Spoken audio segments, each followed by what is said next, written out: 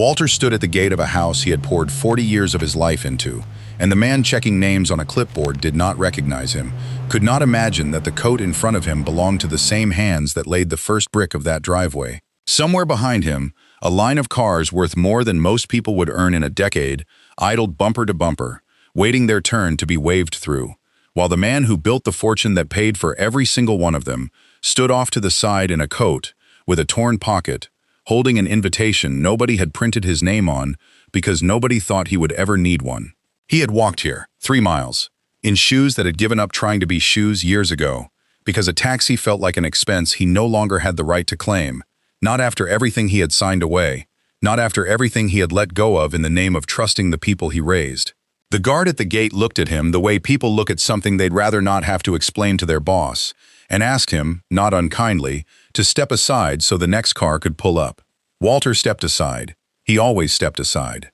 That had become the shape of his whole life, stepping aside so someone else could move forward, and tonight, for reasons even he could not fully explain, he had decided that this particular step aside would be the last one. Inside the house, the party was already loud enough to be heard from the road. Laughter carrying out over hedges. Walter remembered planting himself, back when the whole property was still just an idea sketched on the back of a shipping manifest. String lights ran the length of the veranda. A band played something upbeat and forgettable, the kind of music rich people hire when they want a room to feel alive, without anyone having to think too hard about why. Marcus was somewhere in the middle of it all, the way he always was at these things, a drink in one hand and his father's whole legacy in the other, though he would never have described it that way, because to Marcus, the money had simply always been there, the way air is always there, the way you stop noticing something the moment you've never had to live without it. Renee moved through the crowd the way she moved through everything, cataloging who was worth her attention and who wasn't, filing Walter's absence from the guest list under a category she didn't even have to name out loud anymore. She had told the staff clearly, days ago, that if anyone unexpected showed up at the gate, security would handle it quietly, without a scene, without anything that might embarrass the family in front of the people who actually mattered to them now. Walter was not on any list that night. He had made sure of that himself, months earlier, when he quietly stepped back from the company he built and let his son believe the transition was complete, believe there was nothing left to test, nothing left to prove, nothing watching from the outside anymore. 2 guards eventually walked him back toward the road, one hand near his elbow, not rough, just firm, the way you'd guide someone out of a place they clearly did not belong. And it was right then, just as they reached the edge of the driveway lights, that Marcus's voice carried out from somewhere near the veranda, loud enough to rise over the music, loud enough for a dozen guests to turn and laugh along with him. "Some homeless man trying to crash the party," he said, and the crowd around him laughed the easy laugh of people who had never once had to wonder where their next warm meal was coming from. Walter did not turn around. He simply kept walking, back down the driveway his own hands had poured concrete for, back past the gate his own signature had once approved the design of, and somewhere behind him, the party went on exactly as if nothing important had just happened at all, which was, in its own way, the most dangerous thing about the whole evening. Before we dive deeper, let us know in the comments where you're watching from. We'd love to hear from you, and don't forget to hit that subscribe button so you never miss any of our upcoming videos, man. The question of who Walter really was did not occur to most of the people at that party, because most of the people at that party had spent their whole lives being taught that a torn coat was an answer in itself,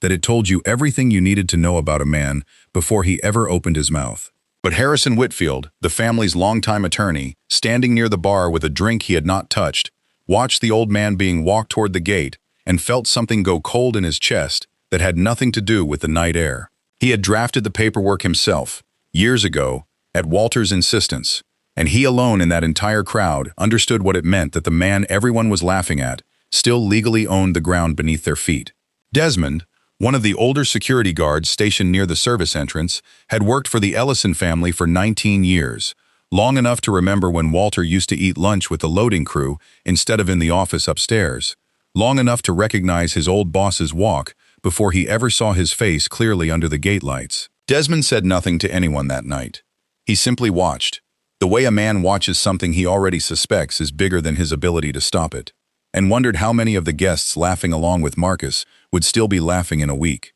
Somewhere inside the house, the band kept playing, and nobody but a handful of people had any idea that the ground under the party had already begun to shift. Marcus Ellison had grown up believing that comfort was simply the natural condition of being alive, the way some people grow up believing summer follows spring without ever wondering why. He was 7 years old when Ellison Holdings moved out of the converted garage where his father had built the company, one delivery route at a time. And by the time Marcus was old enough to understand what a company even was, it already felt less like something built and more like something that had simply always existed, the same way the house always existed, the same way the money always existed. Walter never corrected that impression as directly as he probably should have. He had built the company so his son would never have to know hunger the way he once had, and it did not occur to him for a long time that shielding a child from hunger could also shield him from understanding what it costs to feed a family with your own 2 hands. The company started with 1 truck and a debt Walter carried for 11 years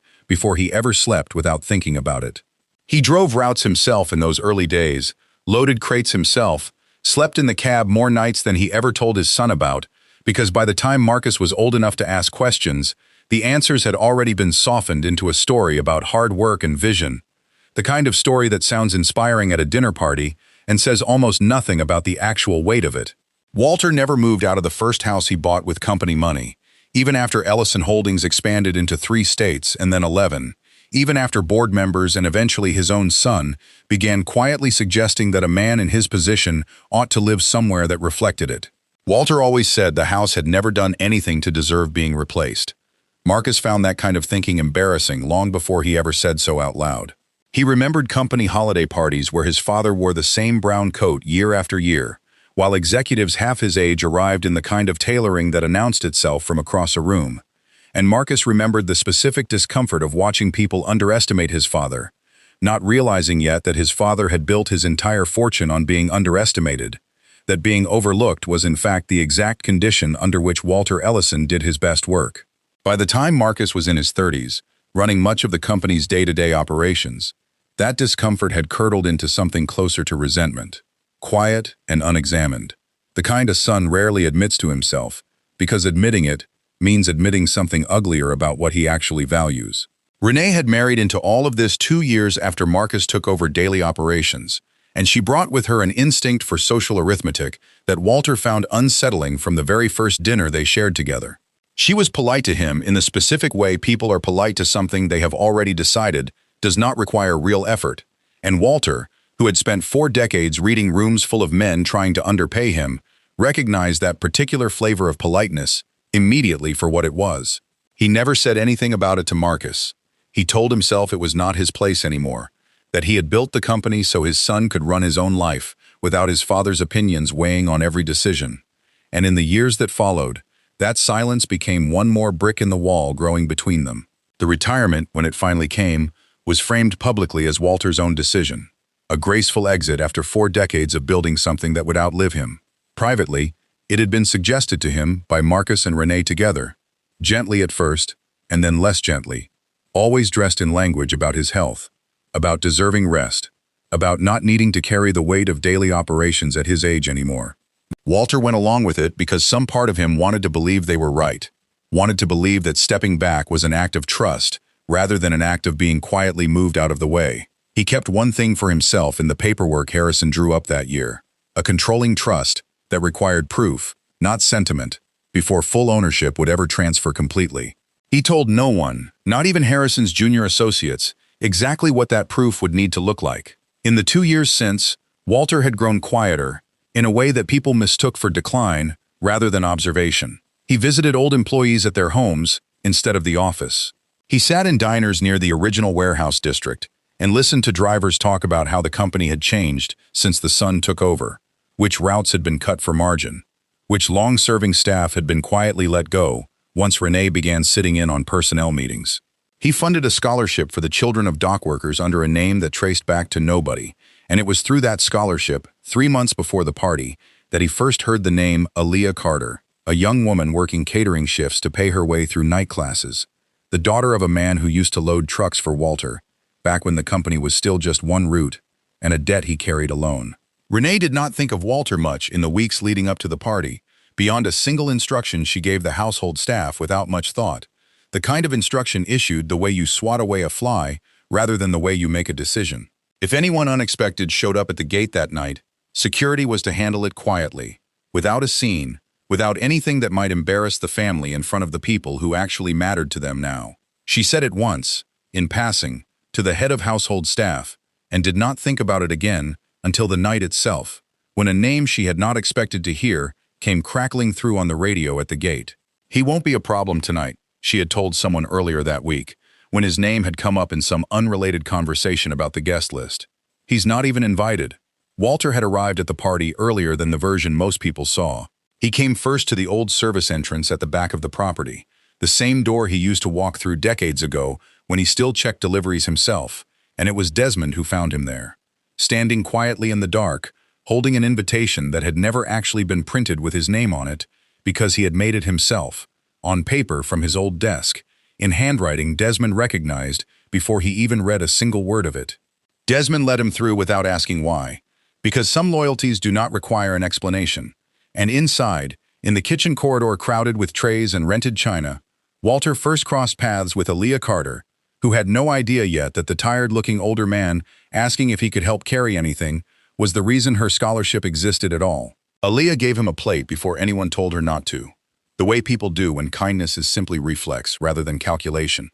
And for a few minutes in that crowded kitchen corridor, Walter Ellison ate a meal at his own son's party, the same way he used to eat lunch with the loading crew decades earlier, unnoticed and unbothered, closer to the truth of himself than he had felt in years. It did not last. A guest wandering back toward the restroom spotted him near the kitchen doors, and mistaking him for someone who had wandered in off the street, raised a phone to photograph him laughing, the kind of laugh people give when cruelty feels harmless because it costs them nothing. Word of the strange man in the torn coat moved through the party faster than Walter could finish his plate. A waiter, acting on quiet instructions passed down the chain from household staff, approached Walter directly and told him, not unkindly but firmly, that he was not on the list and would need to leave through the front. Walter set down his plate without argument. He had built his entire life on knowing when to hold ground and when to let a moment pass, and something in him, some old instinct sharpened over 40 years of being underestimated by men in expensive suits,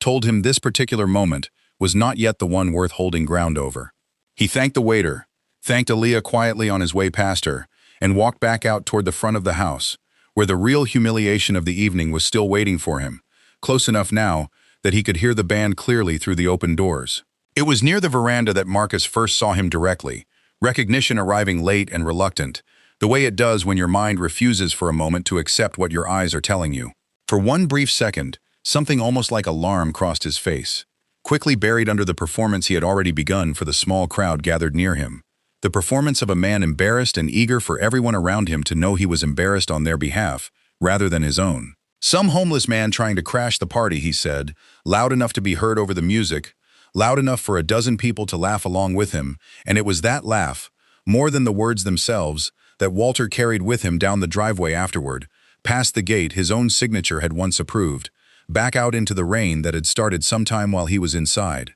He did not call a car. He walked the 3 miles home the same way he had walked there, in shoes that had given up trying to be shoes years ago, past streets he had watched change over 4 decades, and by the time he reached his own front door, the coat that had embarrassed an entire party was soaked through completely. He hung it on the same hook where it had hung every night for years, made himself a cup of tea he did not really want, and sat for a long time in a kitchen chair without turning on any lights, thinking not about the humiliation itself, which he had absorbed the way he had absorbed every insult thrown at him across 4 decades of being underestimated, but about the specific coldness in his son's voice, which he had never quite heard aimed directly at him before that night. The next morning began for Marcus the way most mornings did, with coffee and messages and the low hum of a household staff already resetting itself after the party, and it took until nearly 10 o'clock for the first sign of trouble to reach him, in the form of a call from Harrison Whitfield asking whether Marcus had spoken to his father recently. Marcus said he had not, and did not think much of the question until Harrison asked it again, more carefully the second time, in the tone lawyers use when they already know something you don't yet. An emergency session of the board had been called for that afternoon, Harrison told him, at the request of a shareholder whose voting authority Marcus had never once had cause to think about carefully, because it had always simply been assumed to belong, functionally if not legally, to the family. Marcus called his father 4 times that morning and reached no answer each time, which unsettled him more than he wanted to admit to Renee, who suggested it was likely nothing, that Walter had probably just turned his phone off after an unpleasant night,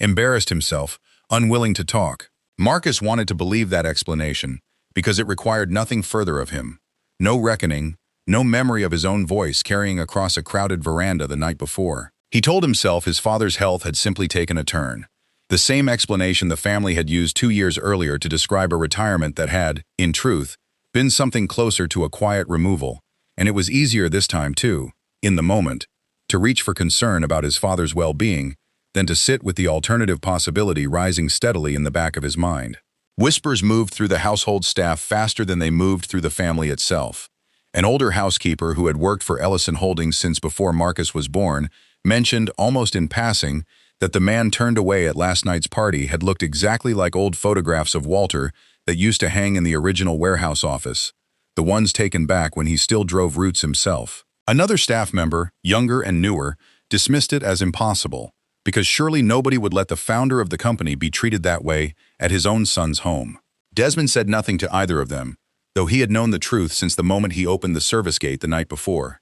and some part of him found a grim, quiet satisfaction in watching the rest of the household slowly arrive at a truth he had been sitting with alone for hours already. By early afternoon, Marcus had reached Harrison directly, demanding to know what exactly this emergency session concerned, and Harrison, choosing his words with the particular caution of a man who has represented a family long enough to know which sentences cannot be unsaid, told him only that the matter concerned the controlling trust established at the time of Walter's retirement, and that Walter himself would be present to address the board directly. Marcus felt something shift in his stomach at the word trust, a word he had heard 100 times over the years without ever fully absorbing what it legally meant, that his father had never actually relinquished ultimate control of the company, only the appearance of holding it day to day. He had assumed, the way people assume things that are convenient to assume, that his father's retirement had been complete and final. It had not been. The boardroom that afternoon filled slowly, executives arriving with the particular nervous energy of people who sense something significant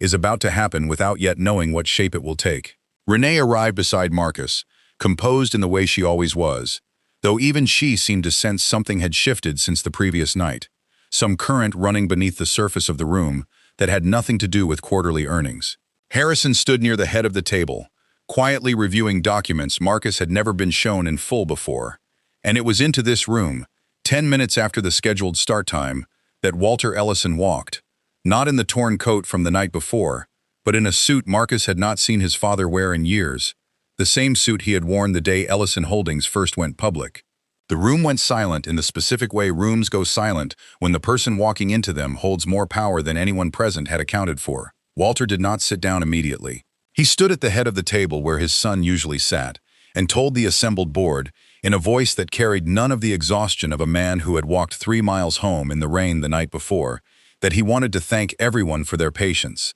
and that what he was about to share concerned not the company's finances, but something he considered far more important to its future, which was the character of the people who would eventually inherit control of it. Marcus felt his stomach drop before his father had said another word, some old instinct recognizing the shape of a reckoning before it fully arrived. Walter explained, without raising his voice, that the previous night's events had not been an accident, that he had spent the better part of a year designing a test he never intended to fail quietly, a test built around a simple question he had wanted answered before ever fully transferring control of the trust that still, legally, gave him final say over the company's direction. He wanted to know how the people closest to him would treat someone who appeared to have nothing left to offer, a man in a torn coat, with no name on any guest list, because he had learned across 4 decades of business that the true measure of a person's character reveals itself most clearly in exactly those moments when they believe nothing is being watched and nothing is at stake.